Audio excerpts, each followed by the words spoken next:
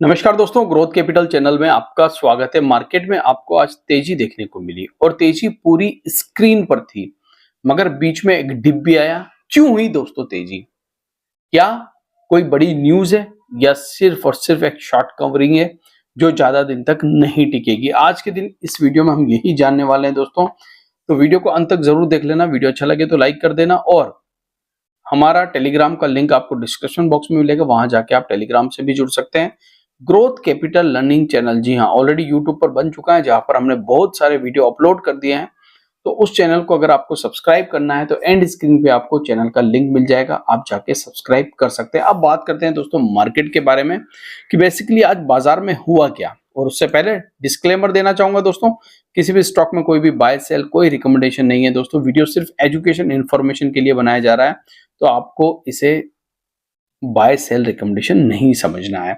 सबसे पहले बात करते हैं दोस्तों मार्केट के बारे में कि आज दिन भर बाजार की चाल कैसी थी।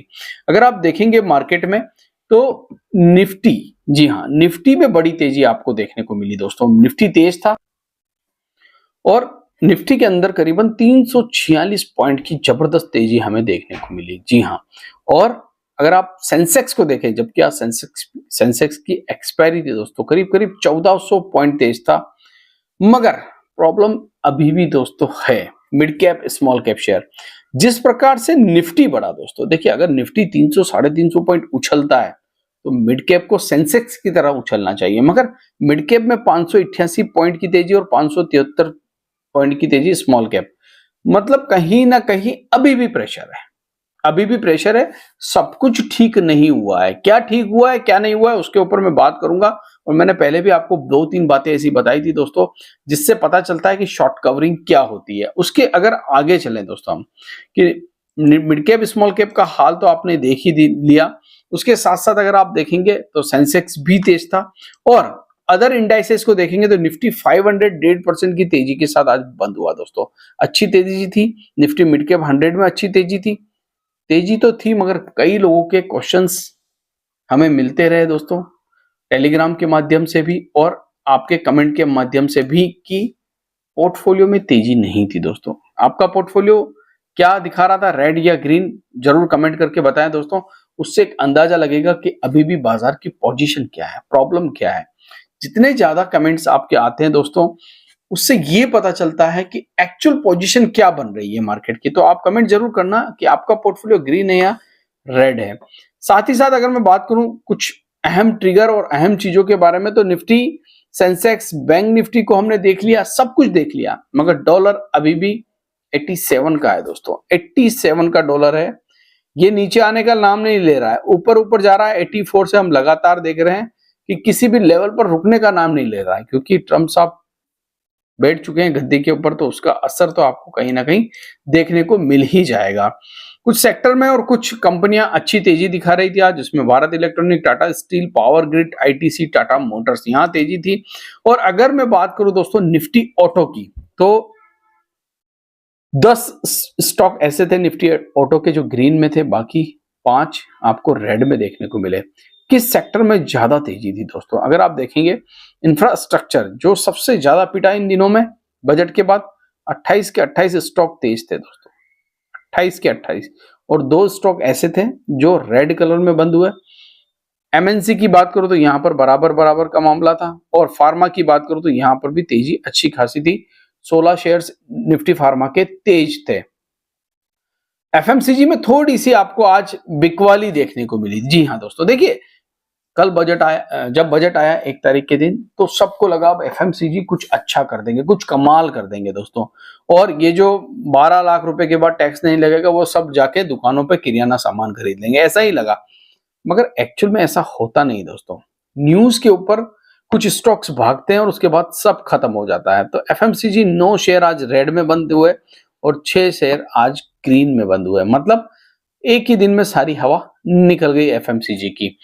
अगर हम आगे बढ़े दोस्तों और यहां पर और भी कुछ देखें, तो कैपिटल गुड्स ठीक कर रहे थे।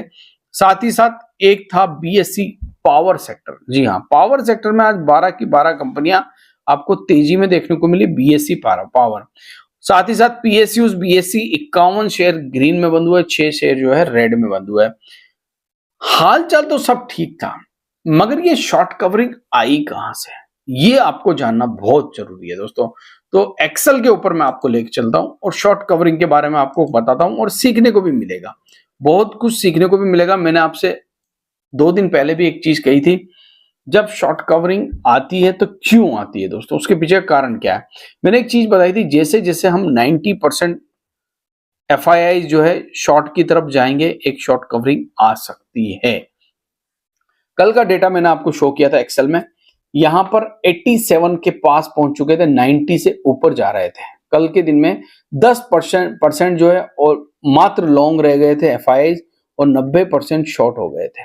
और यही कमाल था दोस्तों कि आज आपको ऐसी शॉर्ट कवरिंग देखने को मिली जो स्क्रीन पर नजर आ रही थी। आज देखिए आप वापस इंडेक्स शॉर्ट पोजीशन 60 की रह गई और लॉन्ग पोजीशन 40 की रह गई। अब थोड़ा सा बदलाव हो चुका है दोस्तों। यहां पर अगर आप देखेंगे फ्यूचर्स के अंदर स्टॉक्स में तो 52% आज शॉर्ट है एफआईआई और 48% लॉन्ग हो चुके हैं। वहीं पर डीआई शॉर्ट हो गए दोस्तों, 93% डीआई और 7% ओनली लॉन्ग। अब यहां पे भी कुछ बन सकता है, शॉर्ट कवरिंग यहां पे भी आ सकती है। मगर क्या शॉर्ट कवरिंग के आने से मार्केट में सब ठीक हो जाता है? ये गलत फहमी है दोस्तों। आज अगर आप देखेंगे तेजी, तो मैं 2 बातें बताता हूं, निफ्टी की बात बताता हूं आपको इससे बहुत कुछ सीखने को मिलेगा। निफ्टी के इंपॉर्टेंट कंपोनेंट, जी हां, आपको पता है निफ्टी के इंपॉर्टेंट कंपोनेंट कौन है? एक है एचडीएफसी और दूसरा है आरआईएल यानी कि रिलायंस। दोनों में करीब करीब 3% के आसपास की तेजी थी। और अगर ये 3% चल जाते हैं दोस्तों, तो ये निफ्टी को ऑटोमेटिक ऊपर खींच के ले जा सकते हैं, इनमें इतनी ताकत है। और यही आज कुछ देखने को मिला कि 3% आरआईएल तेज था और 3% एचडीएफसी तेज था, और इनकी वजह से आपको जो है निफ्टी में अच्छी खासी मूवमेंट देखने को मिली और स्क्रीन के ऊपर बड़ी तेजी देखने को मिली। मगर क्या इसके होने से मार्केट ठीक हो गया? देखिए, मैं हमेशा एक बात कहता हूं दोस्तों, मैंने पहले भी आपको एक बात समझी, मैं बियर नहीं हूं, मैं हमेशा कहता हूं मैं बुल हूं, मगर परिस्थितियां देखनी पड़ती। इस समय की जो परिस्थिति है ना, वो एक सोच समझकर डिसीजन लेने की परिस्थिति है। आपको याद होगा 23,300, 4 दिन पहले ही हमने बात की थी, जब 23,300 क्रॉस हुआ था। उससे पहले मैं आपको एक ही बात बोल रहा था कि 23,300 के बाद एक शॉर्ट कवरिंग आ सकती है। मगर अभी भी तो स्लो पॉइजन काम कर रहा है दोस्तों, आपको ये नहीं भूलना चाहिए कि स्लो पॉइजन काम नहीं कर रहा है। अगर नहीं कर रहा होता तो आप सोचिए, ये जो तेजी आई इतनी बड़ी, ये क्यों गायब हो गई? ये जो तेजी आई ये क्यों गायब हो गई? ठीक है, अब ये जो तेजी आ रही है ये कितना ऊपर लेके जाएगी इसको?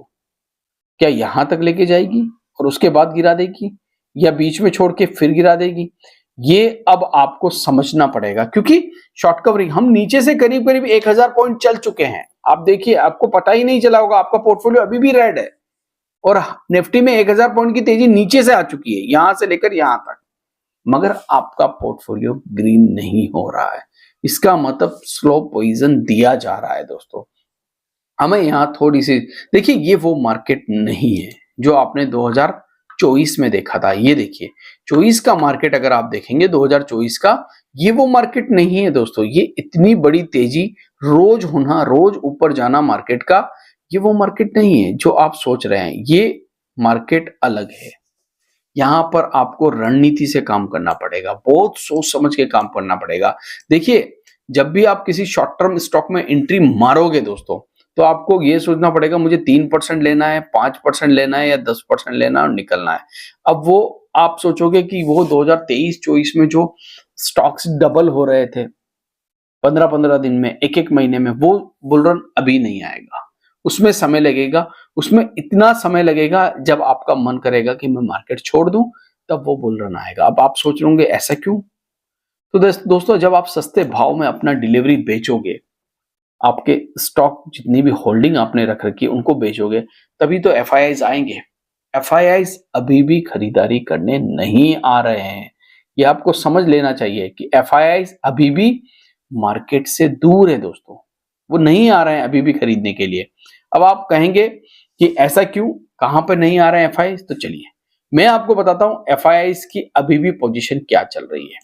और ये बात आपको समझ लेनी चाहिए। देखिए, जो जितना जल्दी समझेगा दोस्तों, उतना उसके लिए बहुत आसान रहेगा। जो जितना लेट समझेगा, अगर आप एफआईआईज के देखेंगे दोस्तों, तो आज एफआईआईज ने 809 करोड़ रुपए की खरीदारी करी, जबकि कल 3,958 करोड़ रुपए का माल एफआईआईज ने बेचा। पहली बार कई दिनों के बाद आज एफआईआईज ने खरीदारी करी मात्र 809 करोड़ रुपए की। ये एक इशारा है शॉर्ट कवरिंग का। यहां पर कोई बड़ी बाइंग नहीं की एफआईआईज ने। वहीं डीआईआईज को भी देखेंगे तो 430 करोड़ रुपए की मात्र खरीदारी करी। मतलब एफआईआईज का ना बेचना, डीआईआईज का थोड़ा सा खरीदना मार्केट को 400 पॉइंट ऊपर लेके जा सकता है। और इसी ट्रैप में कई बार रिटेलर आ जाते हैं कि अब चलो मार्केट में सब कुछ ठीक हो गया, बिग मनी के साथ हम भी एंट्री मार लेते हैं। देखिए दोस्तों, मार्केट में एंट्री मारना नहीं मारना ये आपका अपना डिसीजन है, मगर मैं एक बात कहता हूं, मेरा एक ही नजरिया कहने का कि हर एक बड़े लेवल के टूटने के बाद अगर आप मार्केट में एसआईपी वाइज, जी हाँ, 30% के हिसाब से एंट्री लोगे ना, तो मुझे लगता है बाजार में जिस भी स्टॉक को आप खरीदोगे, जब भी खरीदोगे, जो भी खरीदोगे, ठीक है, वो आपका अपना डिसीजन है खरीदना या नहीं खरीदना, मगर उसको एवरेज कर पाओगे। जी हाँ, उसको एवरेज कर पाओगे। तो फिलहाल मुझे लगता है मार्केट अभी भी आपको अगर 300 पॉइंट ऊपर नजर आ रहा है दोस्तों, सब कुछ हरा हरा लग रहा है, सब कुछ अच्छा अच्छा लग रहा है, तो थोड़ा सा सावधान रहना, समझदारी दिखाना, क्योंकि ये वही मार्केट है दोस्तों जिसने आपके पोर्टफोलियो को 40% नीचे भी लेके आ गया है। और अभी भी ग्लोबली सब कुछ ठीक नहीं हुआ है। ट्रम्प साहब ने 1 महीने की मोहलत दी है, मगर उसके बाद क्या होगा कोई नहीं जानता है, ठीक है। तो अभी फिलहाल मार्केट में थोड़ा सा कोशिश रहिए, तेजी को देखकर इतने जल्दी उत्सुक मत हो जाइए। आशा करता हूँ वीडियो आपको अच्छा लगा होगा। अगर अच्छा लगा है तो प्लीज इसे लाइक जरूर करिएगा। थैंक यू, धन्यवाद।